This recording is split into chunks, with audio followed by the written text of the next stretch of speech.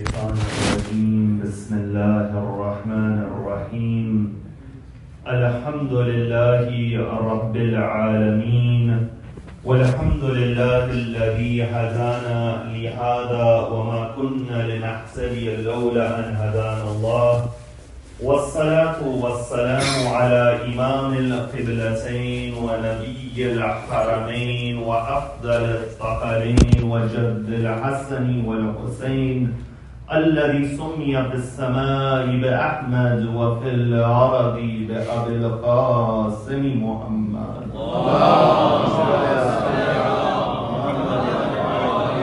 وعلى أهل بيته الطيبين الطاهرين المعصومين الصادقين والذين ذهب الله عنهم الرجس وطهرهم تطهيرا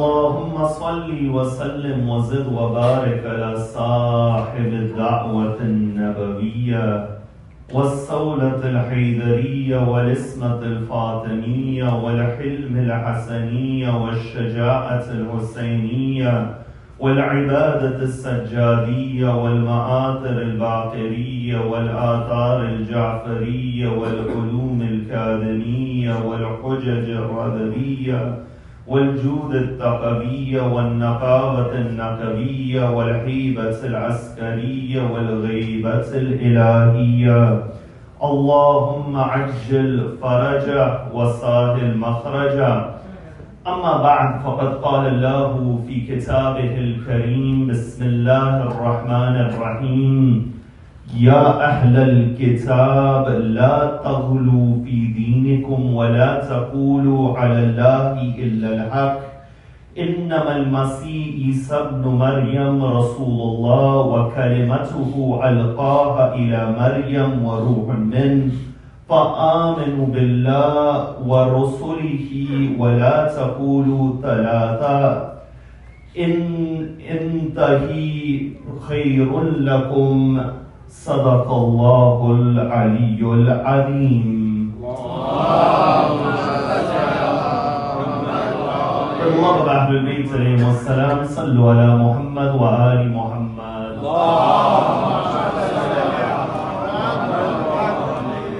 To give our condolences to Fatima al-Zahra upon these nights where we commemorate the martyrdom of her son Imam al-Hussein, Allah wa salawat ala the reappearance of the master of our time, one more salawat ala Muhammad. When one examines the different groups in terms of their understanding of the Prophet Isa alayhi salam throughout history and as been mentioned within the Quran, they'll find that there are three groups of individuals and three different groups of people. The first of those groups, when it comes to the Prophet Jesus, are those individuals who believed in him as a messenger of Allah. They believed that he had miracles which he performed by the will of Allah. They believed that his birth was of a miraculous nature. They believed that he has a great status, him and his mother Maryam. And indeed, this understanding is the understanding of all Muslims. And it's even the understanding of an early group of Christians, because when you examine the history of Christianity, especially within the first 300 years after Jesus, you find that there were two schools in Christianity and two different groups of churches. The first group of churches are what are called Pauline churches. These churches were influenced by the ideas of Paul. Of course, many of the ideas that you see amongst the Christians today, the idea of the Trinity, of Jesus being the Son of God, all of these different things were introduced by Paul. And the majority of Christianity today was influenced by these churches who followed the school of Paul. The reason these churches became the main strand of Christianity is that the first Roman emperor to become a Christian was Constantine. And the type of Christianity which Constantine accepted was the Christianity of Paul. And naturally, when that type of Christianity is sponsored by the state, it is supported by the state, they'll become the majority. And we see the same reality in Islamic history as well. But at the same time, amongst the early Christians, there was a group of churches which were called Jamesonian churches or Eubonite Christianity. According to their tradition, they state that Mary got married after the birth of Isa. That Janabi Maryam married an individual by the name of Joseph the carpenter after the birth of Nabi Isa. She gave birth to an individual by the name of James, and this James was the successor of Nabi Isa. When you look at these group of Christians, you find that they do not believe that Jesus was the Son of God. They do not believe in the concept of the Trinity. They say that this individual, James, was the true successor of Nabi Isa. Of course, when you go to our hadith, the hadith of Ahlul Bayt, according to Ahlul Bayt, the chief disciple of Jesus was Simon. Simon in the New Testament is also called Peter. And the reason that he is called Peter is because Jesus gave him the title Petros in Greek. And this title Petros means rock, for he was an individual who was firm within his faith. And you find that in the Arabic language, he has been called Shamun as-Sabah. You know, in one narration, you find that it's stated in one hadith al-Qudsi that Allah says to Rasulullah that Ya Muhammad sallallahu alayhi wa sallam. He says, Naja man tawalla Shim'un as-Safa wasiya Isa Shim'un as-Safa. That those individuals who held on to Simon were saved because they held on to Simon, the successor of Jesus. Wa naja Shim'un bi Isa. And the reason Shim'un was saved is because he held on to Nabi Isa. وَنَجَا Isa billah. And the reason Isa was saved is because he held on towards Allah. Then after that, it's stated within this narration that he says to the Prophet that, Ya Muhammad, نَجَا مَنْ تَوَلَّ عَلِيَّ ibn Abi Talib وَزِيرَكَ فِي حَيَاتِكَ وَوَسِيئَكَ بَعْدَ وَفَاتِكَ بِعَلِيِّ ibn Abi Talib. That those who hold on to Ali ibn Abi Talib will be saved from your ummah, your successor, your wazir, because of Ali ibn Abi Talib. وَنَجَا عَلِيَّ ibn Abi Talib بِكَ يَا رَسُولَ اللَّهِ.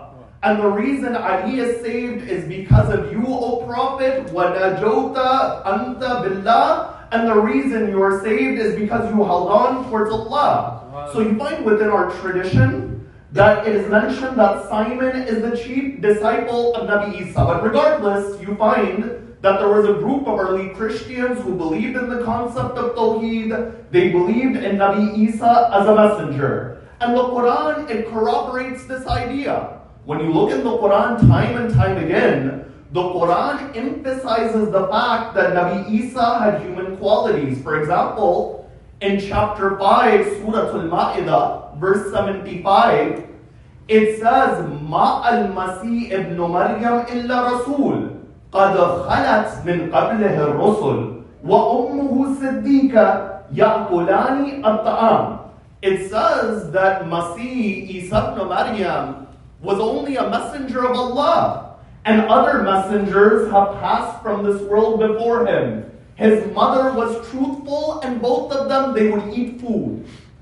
Which is a strange statement that when you examine it, that everyone eats food. But why is Allah emphasizing this over here? He is emphasizing that that individual you are taking as a deity, as a God, you are worshipping him. Look how human his characteristics are, that this individual, he eats like every other human being. So you find this is one ayat.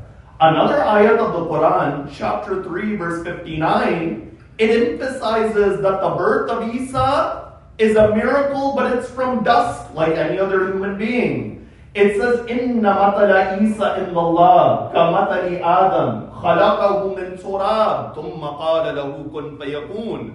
That the example of Jesus is like the example of Adam. Allah created Adam from dust. He said to him, be, and he became. The Quran, it emphasizes this. Another place where the Quran emphasizes that Isa is a messenger, but he doesn't have divine qualities, is chapter 3, verse number 49. Within that verse, the Quran, it mentions a mu'jiza of Nabi Isa. And he says, Anni akhluqu lakum, that I will create from you minatini kahiyat at-tayr, that I'll create the form of a bird out of clay for you.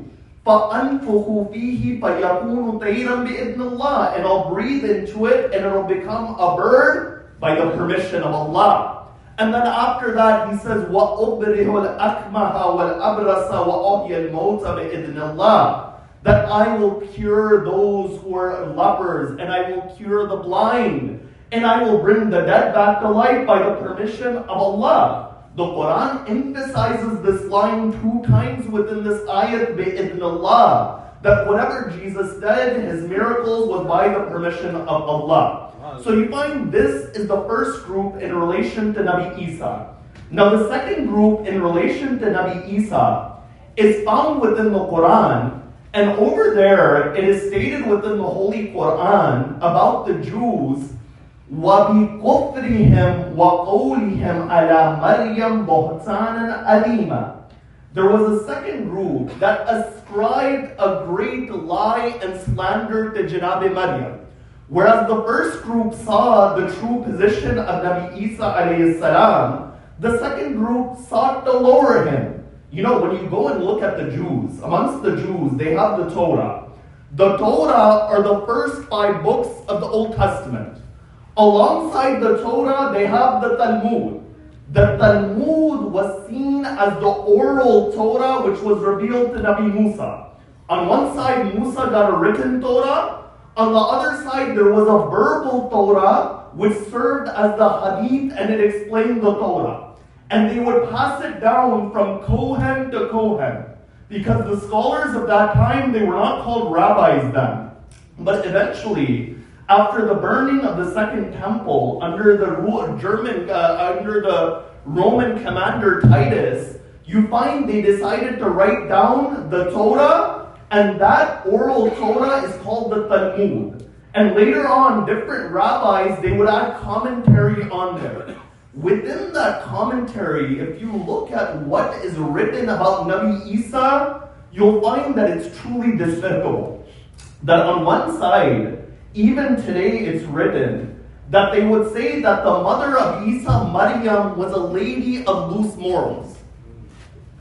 And the way Isa was born is that she committed zina with a Roman official by the name of Panthera, and Jesus was born. And all of the miracles of Jesus are because he went to Egypt and he learned black magic. You know, today when you look in the world, why are the Muslims the only ones asked to defend their faith? We are a group who respect Nabi Isa. We view him as an individual who was given miracles. But then there are others who blasphemed against that prophet of Allah. So you find that this is the second group. The third group of individuals, when it came to the understanding of Nabi Isa, are of course those individuals who elevated him to the status of God. They said that he is a member of the Trinity, or that he is the Son of God. And you find that this belief, it came in different forms. But one of the key events in Christian history which embedded this doctrine of the Trinity occurred about 300 years before the birth of Rasulullah. Because 300 years before the birth of Rasulullah, there occurred a meeting of different groups of religious leaders within the Roman Empire. That Constantine the Emperor, he invited all of the different religious leaders of Christianity, and they gathered in the year 325 in what is called the Council of Nicaea. You know, if you look at all of the Christians today, the major churches within Christianity, all of them believe in the Creed of Nicaea. And within that gathering, that Creed of Nicaea, it states that we believe in one God, the Father, the maker of all things visible and invisible, And we believe in one Lord, Jesus Christ, the Son of the Father, begotten from his substance, God from God, light from light, true God from true God. And he was begotten and not created. Now when you look at this creed, which is followed by the majority of Christians today, it is saying, number one, that Nabi Isa was not created, that he was begotten. In other words, he was not of the makhluk. And number two, it states that he is of the same substance as Allah, na'udhu billah. And it states, number three, that he is the Son of God and he himself is God. And over here you find that the Quran, it condemns this idea. In chapter 4, verse 171, it says, Ya Ahl al-Kitab, la taghlu fi dinikum. وَلَا تَقُولُوا عَلَى اللَّهِ إِلَّا الْحَقِّ. That, O people of the book, do not be extreme in your religion, and do not speak about Allah except for that which is true.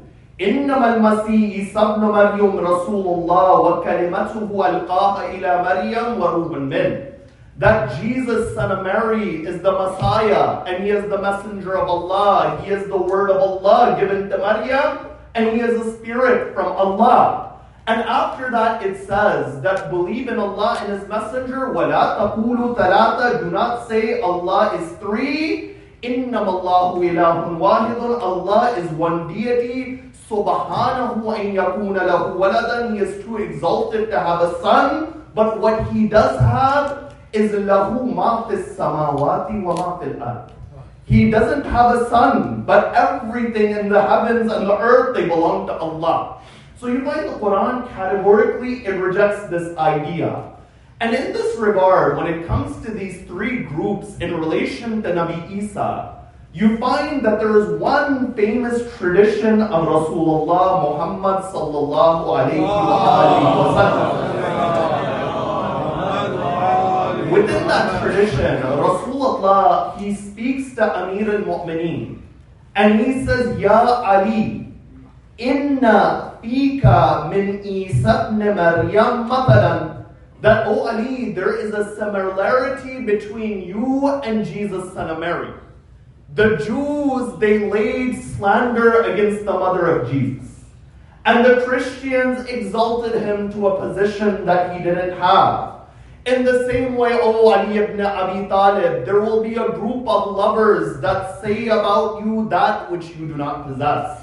And then there will be a group of individuals out of their hatred for you, they'll try to disgrace you, O Ali ibn Abi Talib. And indeed, the subject of analysis tonight is to examine this narration of Rasulullah and to further our understanding of Imam al-Hussein being the inheritor of Nabi Isa. Because if we're going to understand this topic of Imam al-Hussein as Warid Isa, we need to examine those narrations where the Ahlul Bayt have been mentioned alongside Nabi Isa. And this narration is of the most famous of those narrations. And at the end of the day, Imam al-Hussein is also the Warid of Amir al-Mu'mineen, as we say in Ziyaratul Waritha. And indeed, the subject will be analyzed in a number of stages. At the first level, we'll examine whom were those individuals that showed enmity to Amir al-Mu'mineen, and in what way did they show enmity that resembled the Jews. At the second level, we'll examine that how did the Jews of Medina create discord in Medina. At the third level, we'll examine whom were those individuals that went extreme in their love of Ali ibn Abi Talib. At the fourth level, we'll examine that how does the Quran refute the doctrine of the Trinity. From the fifth level, we'll examine the question that if miracles are something which Allah has given, why has He given them when there is a chance that the person performing the miracle can be taken as a deity and an individual is worshipped? And at the final level, we'll examine that what miracle occurred on the day of Ashura when Imam al-Hussein held the blood of al-Yazghar alayhi salam. Now, when it comes to this discussion of Nabi Isa and Imam Amir al-Mu'mineen alayhi salam, the first introductory point before I go into the different points of analysis that I mentioned is that there are a number of narrations which compare Amir al-Mu'mineen and Nabi Isa side by side. That this narration is not the only narration. And in this regard, the Quran has given a precedent that the status of Amir al-Mu'mineen is greater than every other prophet. When you look in the Quran, in the verse of Mubahala, chapter 3, verse 61, over there when the Christians of Najran, they come, the Quran says to the Prophet, فَقُلْ تَعَالَوْا, that, O Prophet, say to them, come. نَدْعُوا أَبْنَاءَنَا وَأَبْنَاءَكُمْ وَنِسَاءَنَا وَنِسَاءَكُمْ وَأَنفُسَنَا وَأَنفُسَكُمْ.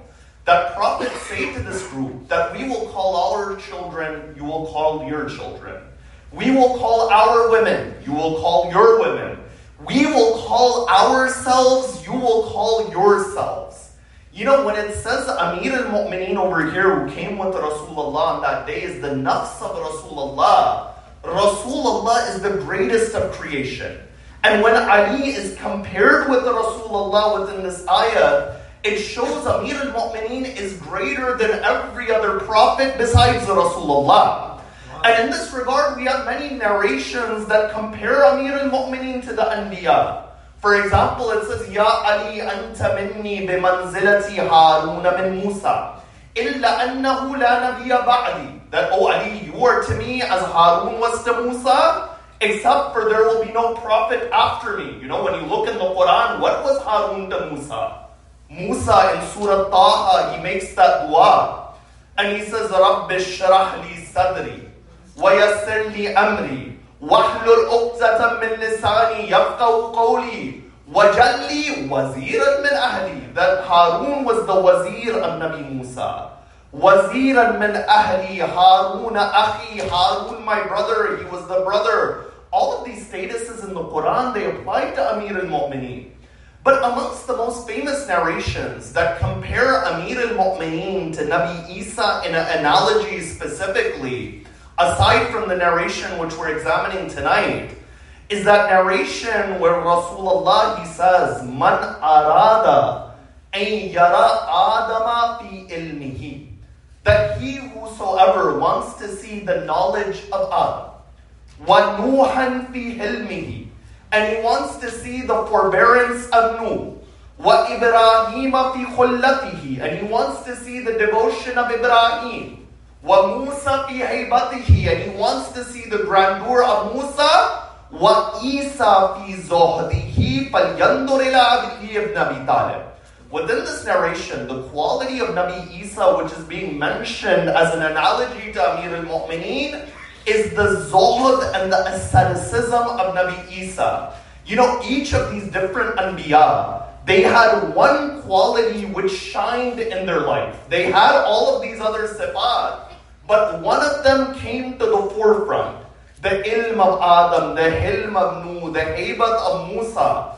But Rasulullah is saying that if you want one zat where all of these qualities shine at the forefront, then look at Ali ibn Abi Talib. And in this regard, that quality of Isa, which has been made an example, is the quality of zuhd. You know, the quality of zuhd means to live in this world, but don't be attached to this world.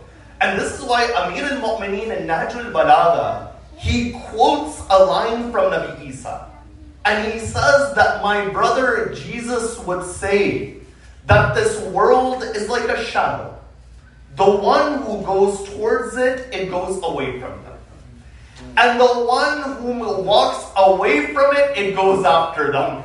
So take from it that which will go with you, and leave that which will be against you.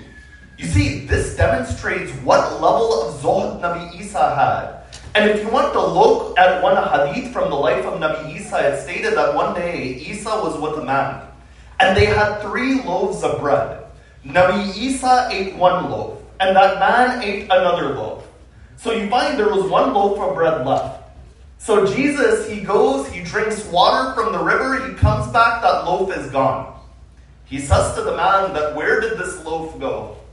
The man says that I don't know where it went, even though the man, he ate that loaf. So Nabi Isa shows him a miracle. He walks on water, and he says to him, did you eat that loaf? He says, no. Nabi Isa shows him another miracle. He brings an animal back to life. He says, I'm not a normal man. Did you eat this bread or did you not? The man says, no, I didn't. So finally what Nabi Isa does is that he takes some rocks and he turns it into gold. And he says that I will give gold according to the number of pieces of bread that you ate. At that point, the man says, fine, I will admit I ate 2 pieces of bread. The moment he says this, Nabi Isa says, all of the gold is yours. Now that man, he has all of the gold. As he's walking with the gold through the desert, 2 robbers, they come. And when they come, the man begins to make a deal with them. He says, there are 3 of us. There is enough of us that you can have a portion, you can have a portion, I'll have a portion. But what we'll do is we'll send one of us to go to the town and bring food because we're in the middle of the desert. You know, that one individual who goes to the town, he begins to think to himself that, you know what I'll do? I'll poison the food. That there's 3 individuals, why should I share the gold? I'll put poison within the food.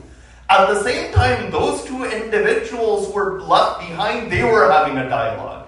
And they said that what we'll do is we'll kill that man when he comes back with the food. That way we have the food, we don't have to share it with the 3rd person. So what they do when that man comes back, they kill that 3rd person and they eat that food which was poisoned.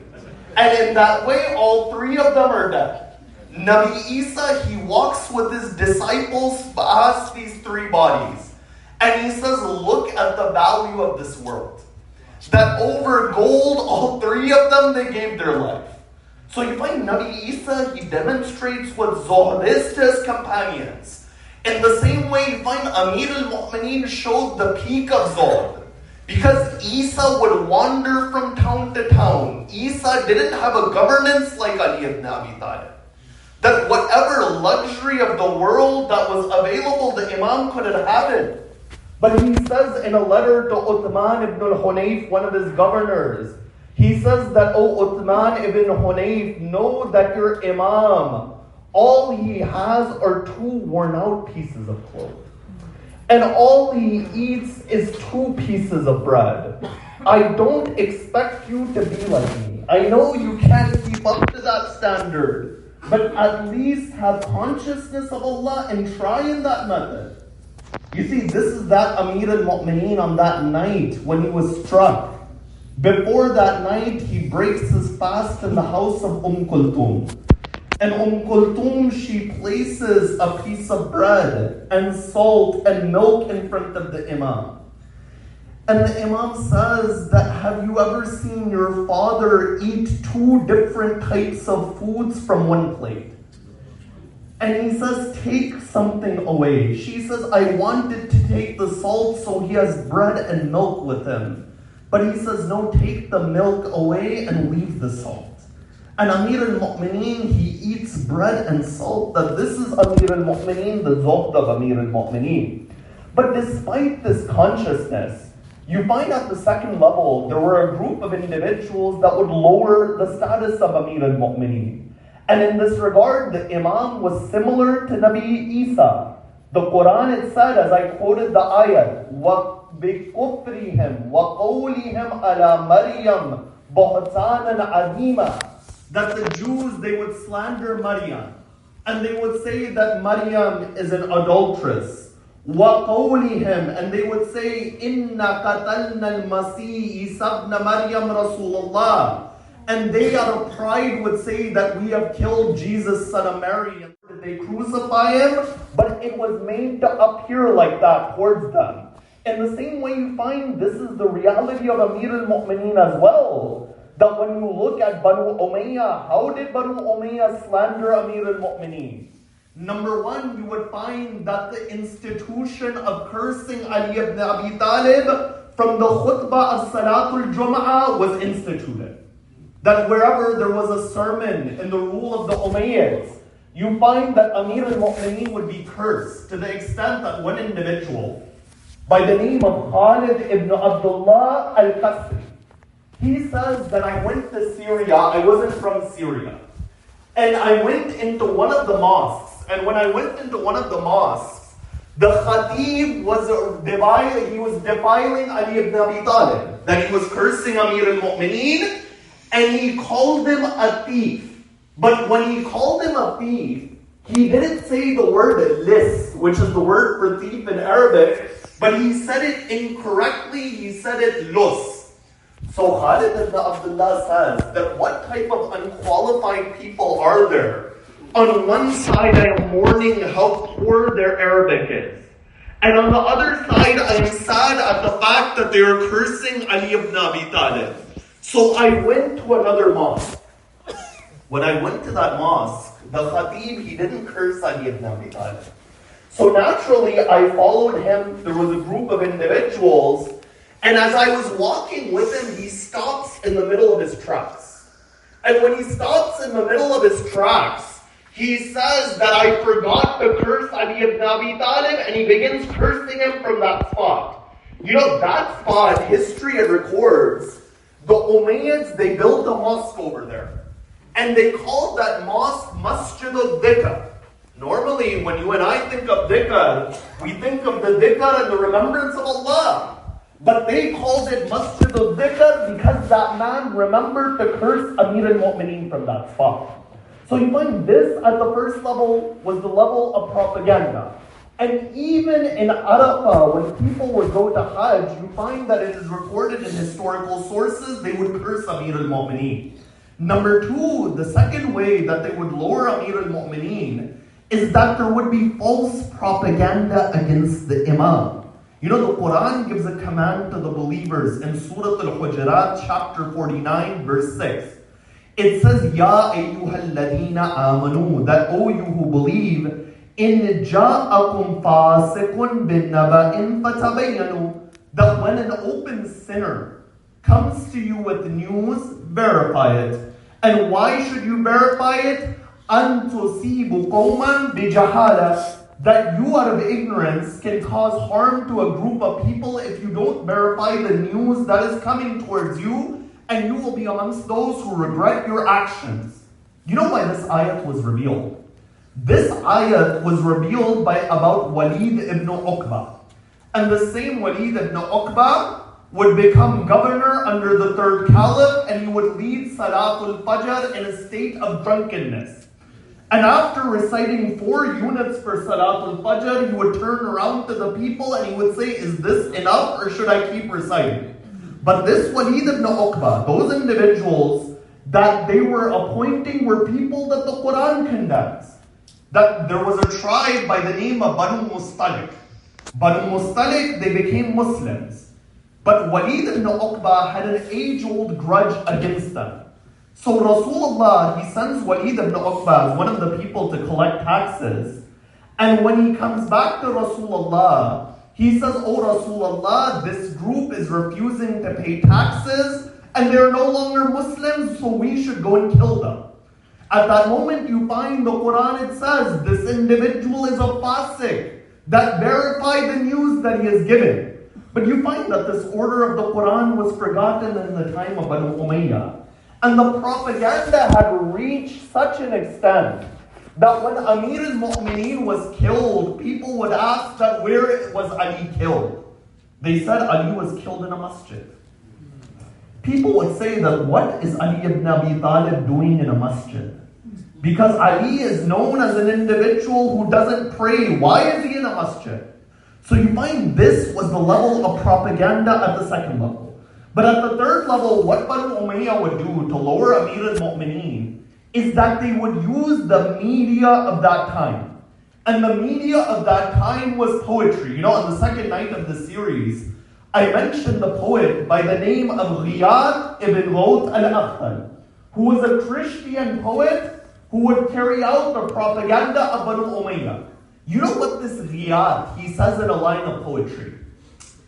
He says, أَأَذْكُرُ أَمْرًا قَدْ تَوَلَّ عَنِ الدُّنْيَا. Can I tell you of a matter which is turned away from this world? In other words, I will tell you something that you should turn away from. وَأَتْرُكُ مَجْدًا دَائِمًا مُتَجَدِّدُ. And I'll tell you something noble that'll always keep renewing itself. And what is that action? دَعُوا ذِكْرَ عَلِيٍّ وَإِثْرَتِهِ فَمَا لِعَلِيٍّ مِنْ خِلَافَةِ مِنْ يَدِي. He says that leave behind the remembrance of Ali and his family, for Ali does not have any place within the Khilafah.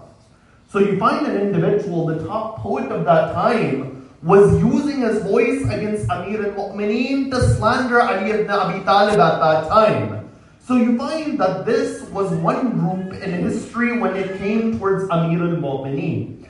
But now at the second level, you find that there was also a group of individuals that went to the extremity.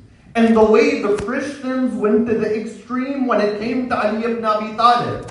You see, the most famous example of those who went extreme in regards to the love of Amir al-Mu'mineen was an individual by the name of Muhammad ibn Nusayr.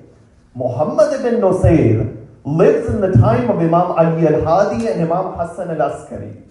And he would say that I am the Bab and the door to these individuals, and Imam Ali al-Hadi is God incarnated upon this earth. You find even in the world today, there is a minority who are called the Alawis. They are in Syria. They are in parts of Lebanon. They occupy Golan Heights, for example. But you find that this group believes that Ali ibn Abi Talib was a personification of God in the material sense. But at the same time, this group is a minority. And you find that we have no sympathy for such a group. You know, oftentimes, unfortunately, in our poetry we recite that we have sympathy for the Nusayris. But in reality, if you are a Salafi or a Nusayri, either side of the extreme, there's no sympathy. Because Ahlul Bayt explained to us the maqam of Ahlul Bayt. Rasulullah explained to us the maqam of Ali ibn Abi Talib. He says, Aliyun ma'al haq wal haqqu ma'a aliyan. That Ali is with the truth is with Ali ibn Abi Talib. And then Rasulullah, he raises his hand and he says, turn the truth wherever Ali turns. In other words, he is not saying turn Ali wherever the truth turns. Ali is the Imam and the truth and Haqq is the Ma'moom of Ali ibn Abi Talib. When you have these types of fadail, you don't have to make things on your own. In reality, we don't even know 1% of the fadail of Ali ibn Abi Talib. You know, this is why Rasulullah, in another famous narration which compares Amir al-Mu'mineen to Nabi Isa, after the battle of Khaybar, he says, O Ali, if it were not for the fact that I fear that my ummah would take the dust from underneath your feet and treat you like the Christians treated Jesus, I would say something about you right now. That what type of fadail does Rasulullah cover of Ali ibn Abi Talib? So on one side you find there was a group that lowered him. On the other side there was a group which went extreme. And in this regard, the Quran gave an advice to the Christians in chapter 4, verse 171, and a command.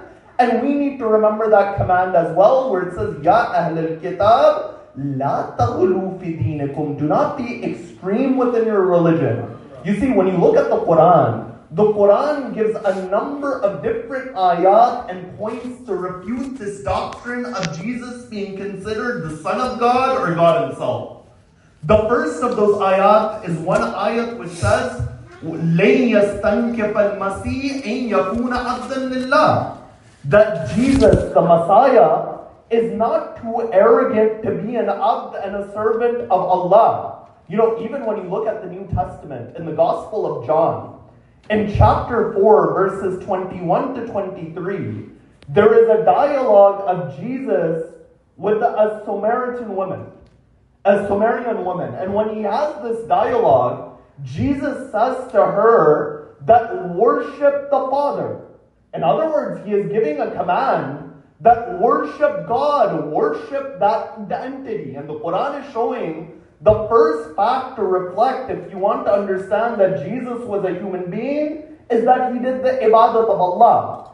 The second fact about this regard is يَأْكُلَانِ الطَّعَامِ. that him and his mother, they would eat food, which is mentioned in chapter 5, verse 175. The third thing it says is that he was created from dust. Inna matala Isa indallah ka matali Adam khalaqahu min turab. This is mentioned in chapter 3, verse 59. And then it's mentioned in chapter 3, verse 49, that all of his miracles were bi'idnillah, that they were by the permission of Allah. But over here, an important question comes up. And that question is this, is that, oh Allah, on one side, you give your prophets unbelievable miracles. That Rasulullah split the moon.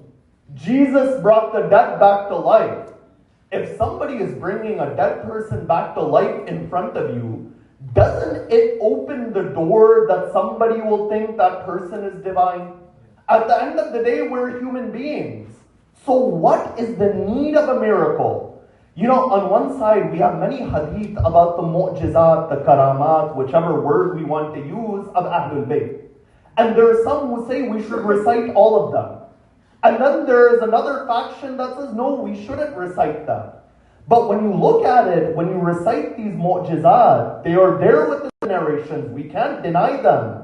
For example, the sun coming back for Amir al-Mu'mineen, all of these different mu'jizat are there, but we need to explain what a mu'jiza, what a karamat is.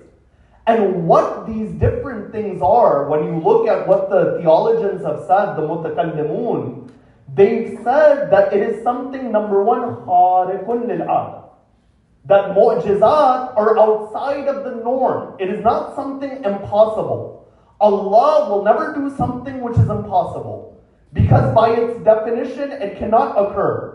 And at the second level, the purpose behind all of these is to prove that the claim of Allah's Prophet or the Imam is truthful. So you find in that regard, they serve a function. And even historians who are not scholars of hadith, they acknowledge that there were many karamat of Imam al-Hussein on the day of Ashura. Abu Mikhnaf, his maqtal has been recorded by Tabari. Tabari is not a Shia.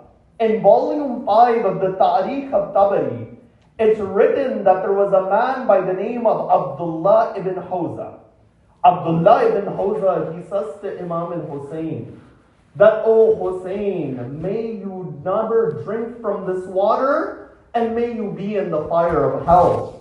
And At-Tabari records at that moment the Imam makes a dua. That man falls off his horse and he is dragged by his horse and he dies at that moment. Another individual from the tribe of Aban bin Daran, he says that, Hussein, may you never drink from the water. Qasim ibn Asbaq, he says that I saw that man at the end of his life, he would drink and he would drink from the water. His thirst would never be satisfied. But one of those karamat upon the day of Ashura has been mentioned by Imam Muhammad al-Baqir. And the Imam says that on the day of Ashura, one point it came when Imam al-Hussein stood there with the blood of his 6-month infant within his hand. And he would think that what should he do with this blood? Should he throw it to the ground? But at that moment the Imam says that he throws that blood towards the sky and not a single drop comes back towards the earth. That what is the masayib of Ali Asghar? You know, Ayatollah Abul Hassan al-Isfahani, he would write a line of poetry. And he would say, oh Hussein, what will you tell Rabab when Rabab asks you, why is the white kurta of Ali Asghar as red as a stone of Aqiq right now? Allama Naraki, he would also write about the masayib of Ali Asghar.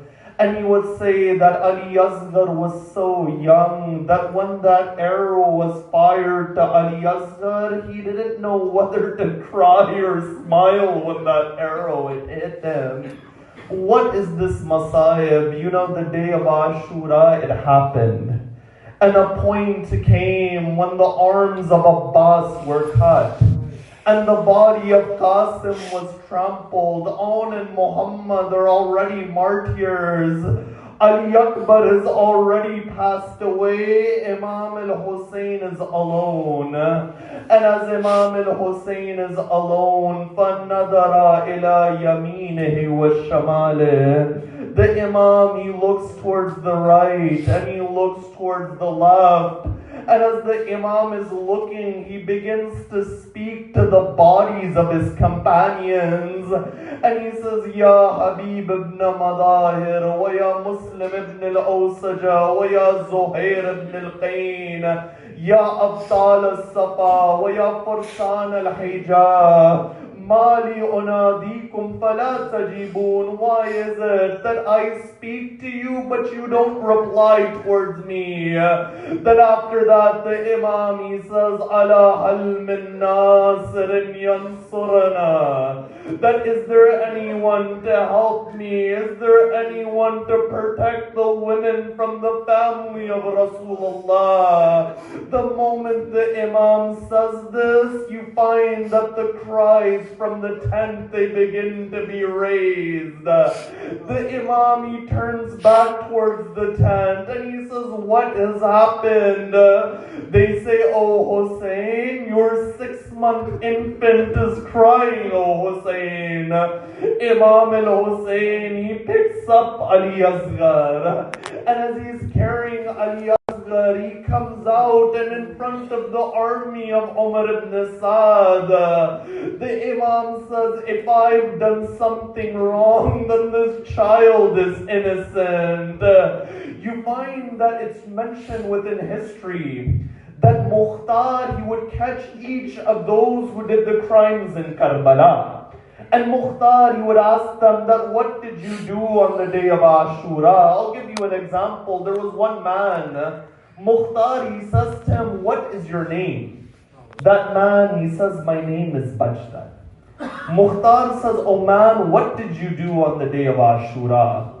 The man, he says that everyone was looting the body of Hussein. Somebody would take the shirt of Hussein, and somebody would take the amama of Hussein. But I saw that there was one ring on the hand of Hussein. I wanted that ring. I began to pull at the ring, but the ring, it wouldn't come off. So what I did is that I took my dagger and I cut the finger of Hussein to take that ring. After that, Mukhtar, he catches a man. He says, what is your name? That man says, my name is Ibn Khalik. The Mukhtar says, oh man, you individuals did crime after crime on the day of Ashura. But was there any point that you felt sympathy for the army of Hussein? He says the only time we felt sympathy is when Hussein came out with the 6-month infant in his arm. And he began to look at the army. And there were people on our side who began to cry. But one point it comes where Umar ibn Saad says, Ya Hurmala, that oh Hurmala, ikta kalam al-Hussein, Hussein ke alfaz ko rok do, that stop the words of Hussein. At that point, Hurmala, he picks up an arrow. He fires that arrow. One riwayat, it says, into the neck of Ali Asghar. Another riwayat, it says, min al-udan ila al-udan. From one ear of Ali Asghar out the other ear of Ali Asghar. You know, there was an alim in Najaf. They said to him that, is there tanaqus between these riwayat? He said there's no contradiction. He says Ali Asghar was a 6-month infant. That arrow had 3 points on it. One arrow went into the neck of Ali Asghar. Another went into the ear of Ali Asghar. Imam al-Hussein, he stands with the body of his 6-month infant. At that moment, he wants to return towards the tent. But at the end of the day, how would he tell the mother of Ali Asghar? The Imam in the plains of Karbala, he takes 7 steps towards the tent. He takes 7 steps back. He says, Inna lillah wa inna ilayhi raji'un, ridan biqada'ihi wa tasliman li'amrih. ألا لعنة الله للقوم الظالمين سيعلم الذين ظلموا ويا منقلب ينقلبون. You know, there's one more riwayat about the musibah of Ali Asghar. And that riwayat is of Sham-e Ghariba. It's stated on the night of Sham-e Ghariba, the army of Umar bin Sa'ad, they began to count the heads of the shuhada.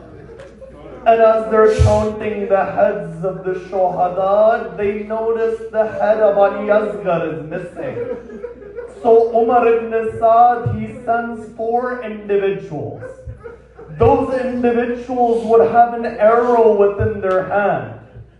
They would take that arrow and they would put it into the ground.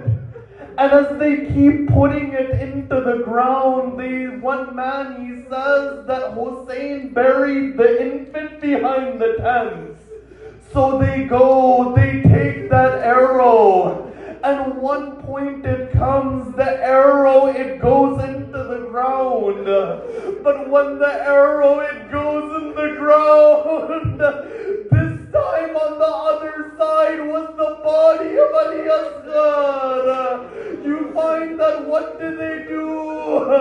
They take the dagger, the neck of the 6-month infant. Sayyida Zainab says, Rabba,